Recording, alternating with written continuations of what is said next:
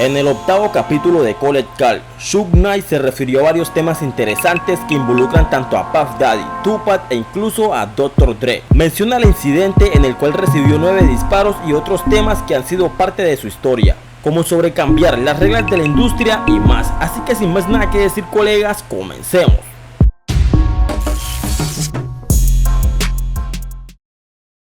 Para comenzar, Suge recuerda cómo en la entrega de premios Vibe Awards de 2004, DRE, luego de recibir un premio, es atacado con golpes en la cara por un sujeto, pero quien terminó culpado por todo esto fue el mismo Suge cuando él dice que nada que ver con el ataque. So that's going to give Andre an award.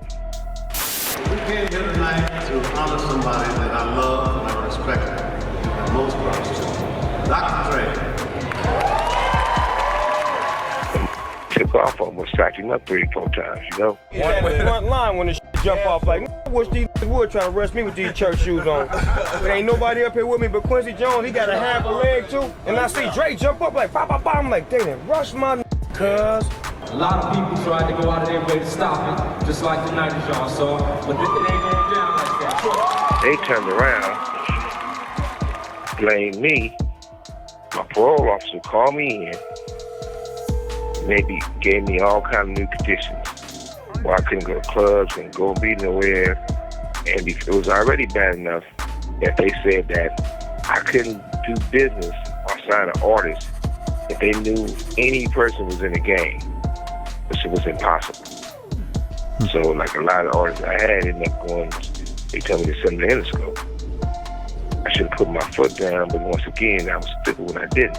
You know, so when all the publicists you heard on those albums on the Suge publishing, it says that writing. But when I went to prison, they gave all the royalties to Dre. En el año 2014, Suge fue nuevamente víctima de disparos, como también lo fue años atrás. En este caso, ocurrió en una fiesta organizada por Chris Brown en un famoso club donde recibió 9 impactos de bala. Y en este caso, Suge recordó lo sucedido ese día. I get the one out. The homie Cat called me, said they was tripping and letting him in the club. So, you know, I pushed up there, trying to push Kid Cat in. He disappeared on him. So I went in, it was just me. Oh yeah, I had 2 hoes with me, you know. When I got to that club, did a walkthrough, was gonna leave. Somebody in the Chris Brown campus there. He's like, hey, y'all go over here. We start talking. Next thing I know, I'm walking the loopway around because he pointed some dudes out with him. Walked the loopway around. Got close by the DJ booth. I heard the most loudest shot in the world.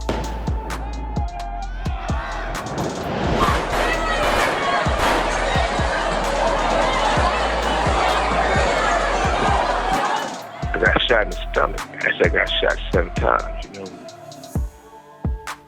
Crazy thing about all that, when I get to custody, everybody in that incident know what happened for is the club. Seguido a eso, culpó a Dre de ser el responsable del ataque. But instead, not only did I get shot 7 times, when I first went to base camp, I get enraged. A couple of those dudes, I said, asked about Andre. I said, the police told me he had his hands in that and me getting shot 7 times. Well, I said 6, I thought it was 7. I thought it was 6 because one I went through my belly button. I didn't count that one, you know. But anyway, that's what they said. And now when it came to people getting sued and collecting off of that, there was a little girl was 18 years old. And they said she shouldn't have been in the club, number one, because she was only 18. No fake ID, no nothing. No white girl drinking. One of the bullets with the shade. They gave her $1 million. Dude, who they say allegedly was with the shooter, he got shot in the arm. They gave him $1 million. Guess what they gave me? Not same thing with the short club. Same thing with one of them. Same thing when it came to me taking a manslaughter and another dude taking a manslaughter, but the other dude wasn't black. Lo siguiente a que Suge se refirió en este podcast es sobre cómo cambió las reglas del negocio de la música.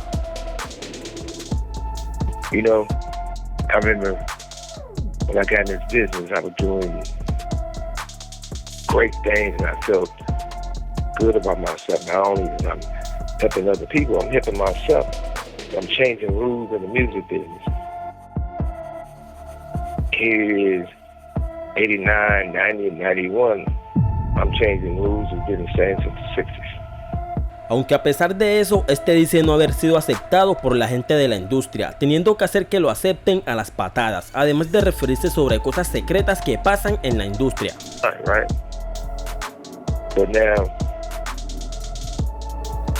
I never was accepted in the industry like that. Because I was for the people, if I was doing better, I wasn't going to be no house.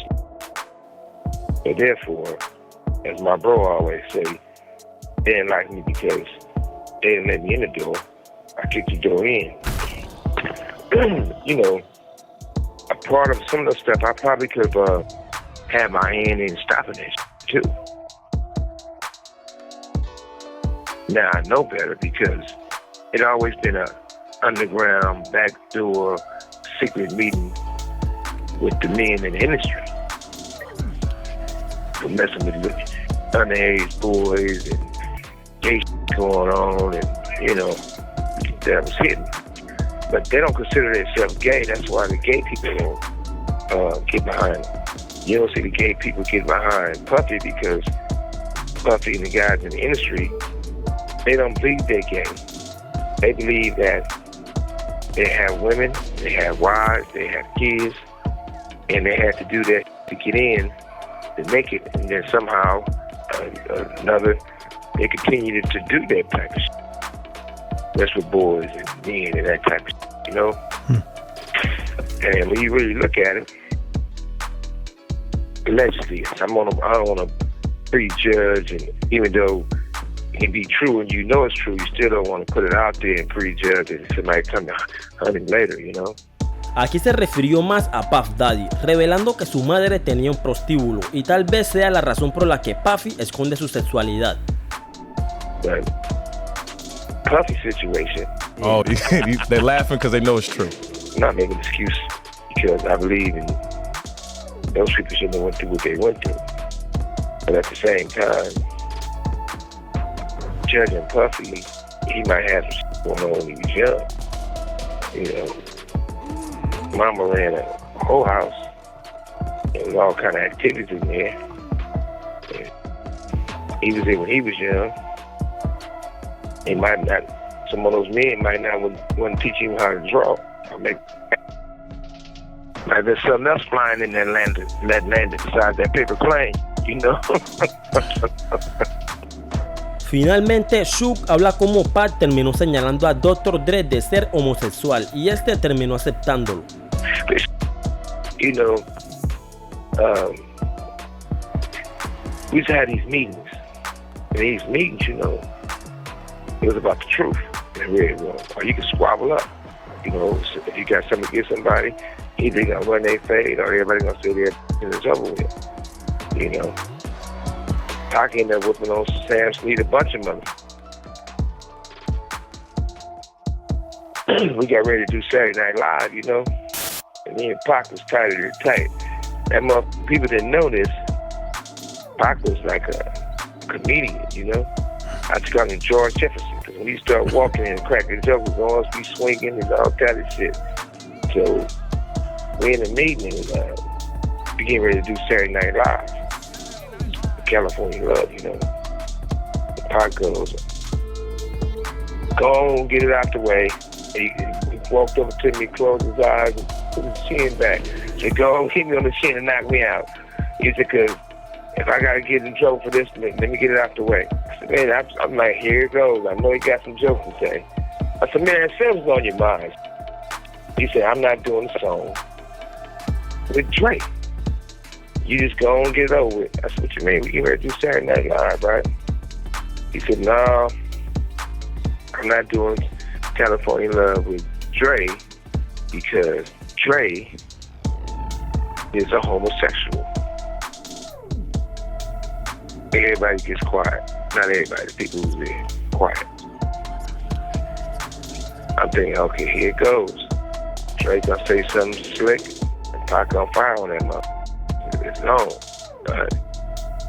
So Dre looks at him and says, I'm not homosexual. I'm bisexual. And Pac just goes from 0 to 1,000. I told you. You heard him say, you know what I mean? You heard him say he's a homosexual. Well, he's not a homosexual, he's bisexual.